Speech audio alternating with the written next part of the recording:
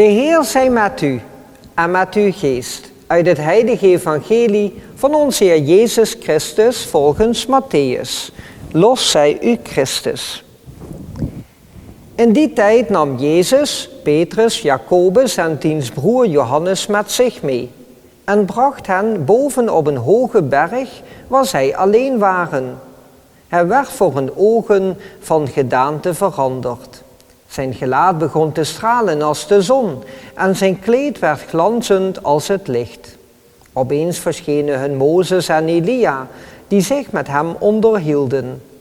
Petrus nam het woord en zei tot Jezus: Heer, het is goed dat wij hier zijn. Als gij wilt, zal ik hier 3 tenten opslaan. 1 voor u, 1 voor Mozes en 1 voor Elia. Nog had hij niet uitgesproken of een lichtende wolk overschaduwde hen. En uit die wolk klonk een stem. Dit is mijn zoon, de welbeminde, in wie ik mijn behagen heb gesteld. Luister naar hem.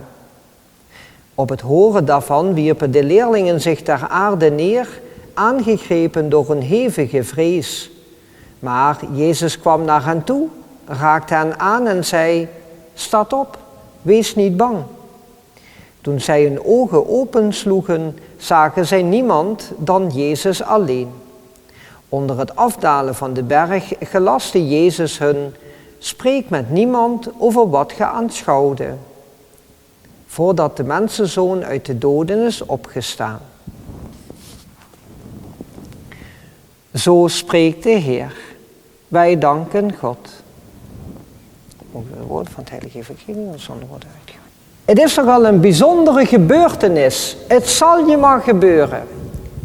Je gaat in dit geval met Jezus mee en er gebeurt iets boven op die berg. Zelf heb ik vaker ook wel eens bergen beklommen, ook in Bulgarije. En dat heb ik met mijn nichtje gedaan. En het zou natuurlijk heel raar zijn geweest als ik van gedaante zou zijn veranderd. Dan weet ik niet wat mijn arme nichtje had gedaan.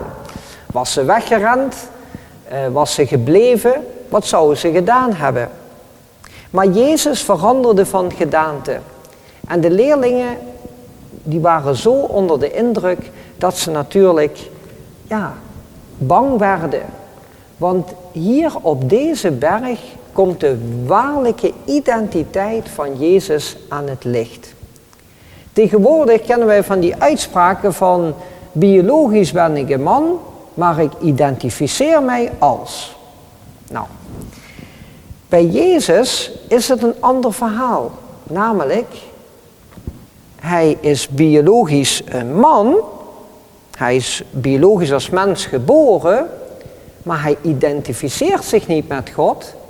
Hij is God.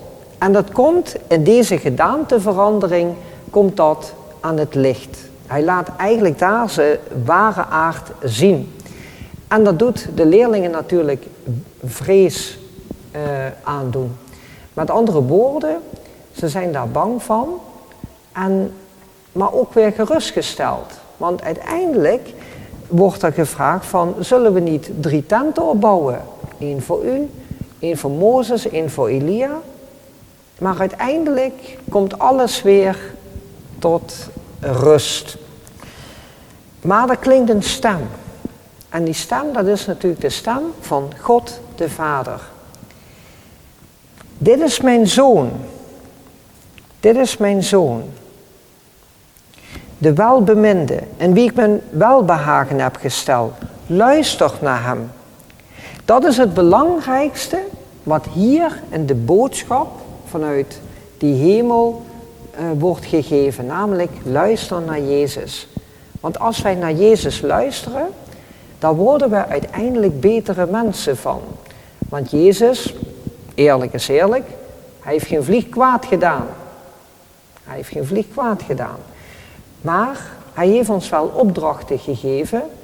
En die opdrachten, die moeten uiteindelijk ons ook van gedaante doen veranderen. Namelijk dat wij steeds meer op Jezus gaan lijken. Want Jezus is van gedaante veranderd op de berg Tabor. Maar voor ons verandert hij ook in de gedaante van brood en wijn in de Eucharistie. En hij wil niet dus alleen met ons zijn, hij wil niet alleen bij ons zijn, hij wil ook in ons zijn. Hij wil zelfs dat wij op ons lijken, dat wij op hem lijken. Ja, dus hij wil dat wij zijn gedaante ook gaan aannemen, dat wij steeds meer op hem mogen lijken. En daar zullen we uiteindelijk gelukkiger van worden. Maar dat is niet zo makkelijk.